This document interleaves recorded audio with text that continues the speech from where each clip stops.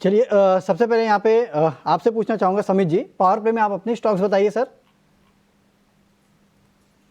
देखिए यहाँ पे आईडीएफसी फर्स्ट बैंक में हमें वीकनेस दिख रहा है।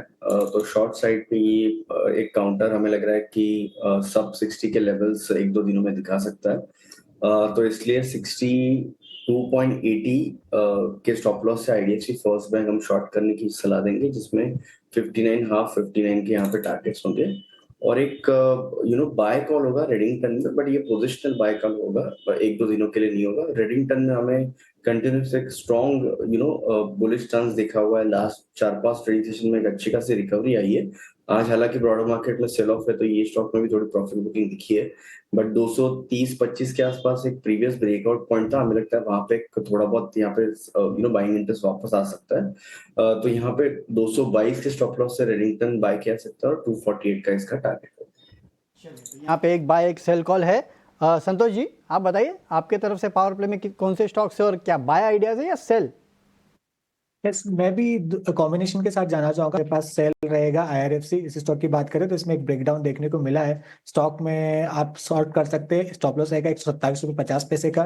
नीचे में जो टारगेट रहेगा 122 रुपये का रहेगा। बाइंग साइड में एक पीएसयू स्टॉक ही है ऑयल इंडिया। आज सुबह से स्ट्रेंथ शो कर रहा है, अपने डेज हाई के आसपास ट्रेड कर रहा है। कहीं ना कहीं एक डबल बॉटम फॉर्मेशन नजर आ रहा है स्टॉक में। तो अगर यहाँ मार्केट थोड़ा भी रुकता समता है तो ये एक थोड़ी स्ट्रेंथ दिखा सकता है। यहाँ 416 रुपये का टारगेट रहेगा और 399 का स्टॉप लॉस रहेगा। ये कुछ स्टॉक स्पेसिफिक आइडियाज समित की तरफ से, और संतोष जी ने भी हमें स्टॉक स्पेसिफिक आइडियाज। लैबोरेटरीज 2.5% की गिरावट यहाँ पर, जहाँ पर इन्वेस्टेक की रिपोर्ट आई है। बिकवाली की राय और टारगेट प्राइस घटाकर अब उन्होंने 5,250 रुपये प्रति शेयर का कर दिया है। नतीजों के बाद रिपोर्ट है कई सारे सेम फार्मा सेक्टर के कुछ स्टॉक्स पर, जहाँ पर मैनकाइंड फार्मा और जेबी केमिकल्स एंड फार्मास्यूटिकल्स पर उनका नजरिया पॉजिटिव है। समित जी आपसे पूछना चाहूंगी, क्या राय होगी एल्केम लैब्स, मैनकाइंड और जेबी फार्मा पर?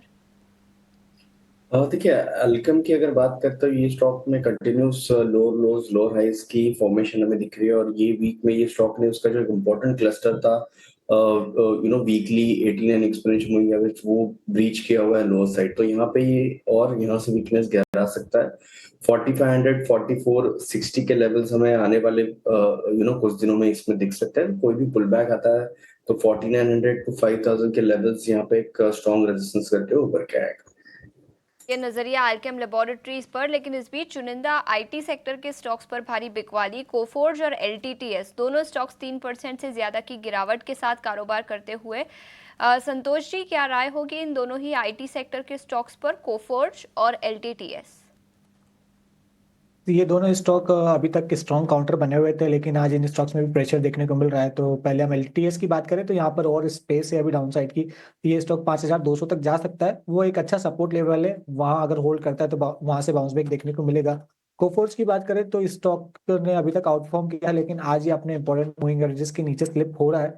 तो यहाँ पर रिस्क बनता है कि स्टॉक शायद 7850 तक फिसल सकता है। अगर कोई शॉर्ट पोजीशन बनाता है तो उसके लिए 8250 का स्टॉप लॉस रहेगा। इन दो स्टॉक्स पर नजर डालेंगे। निफ्टी 500 इंडेक्स से जो हरे निशान में कारोबार करते हुए नजर आ रहे हैं। एक है आईटी सेक्टर से हैप्पीएस्ट माइंड्स, 2% से ज्यादा की तेजी यहाँ पर। और चोला फाइनेंशियल होल्डिंग्स, यहाँ पर भी 1.5% की तेजी दिखी है। बाजार में गिरावट होने के बावजूद दोनों स्टॉक्स अच्छे गेंस के साथ कारोबार करते हुए, इनफैक्ट हैप्पीएस्ट माइंड्स दिन के ऊपरी स्तर पर कारोबार करता हुआ।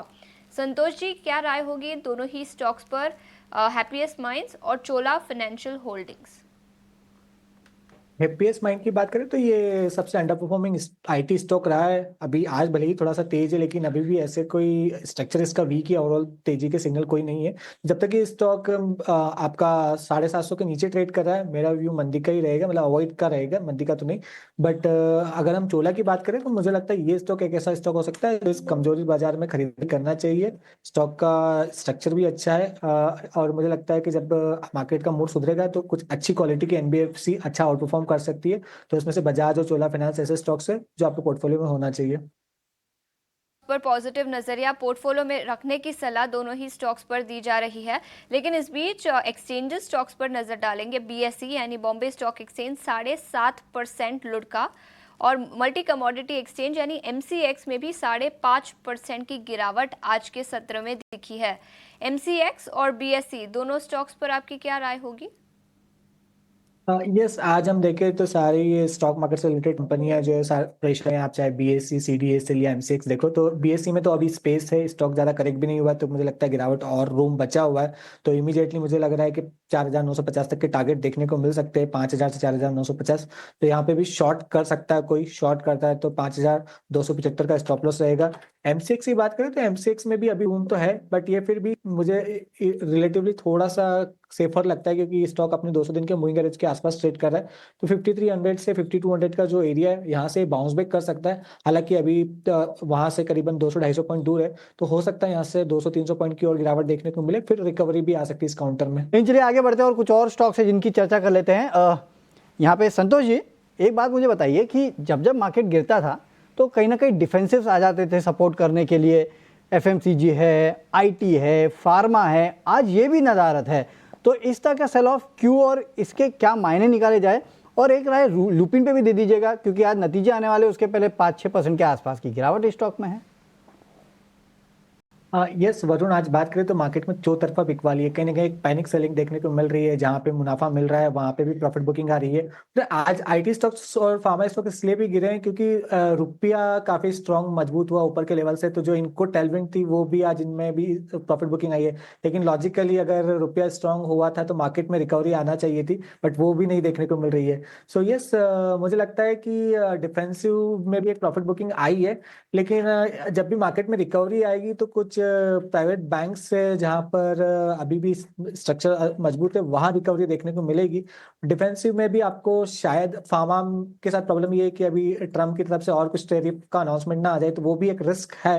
तो अभी अनसर्टेनिटी बहुत ज्यादा है, इन्वेस्टर्स का कॉन्फिडेंस किसी भी पर्टिकुलर एरिया में नहीं है। जहां पे भी आपको लगता है तेजी आ रही है, अगले दिन फिर से बिकवाली आने लगती है। तो अभी मार्केट का कन्विक्शन काफी लो है।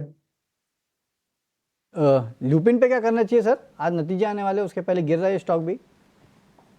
यस, लुपिन की बात करें तो लुपिन ने पिछले 1-2 साल में बहुत अच्छा पैसा बना के दिया है इन्वेस्टर्स को, और मुझे लगता है कि अभी सपोर्ट के आसपास है। इसका 2000 का एक मेजर सपोर्ट है, तो 1980 का मैं स्टॉप लॉस लगा के मेंटेन होल्ड करने की सलाह दूंगा। कोई फ्रेश खरीदारी की सलाह नतीजे आने के बाद ही रहेगी, कि उसके बाद डिसाइड करें। अगर इन केस स्टॉक 1980 के नीचे फिसलता है तो फिर स्टॉक में शायद गिरावट गहरा सकती है, और स्टॉक में फिर आने वाले समय में 1840 तक डाउन साइड भी देखने को मिल सकती है।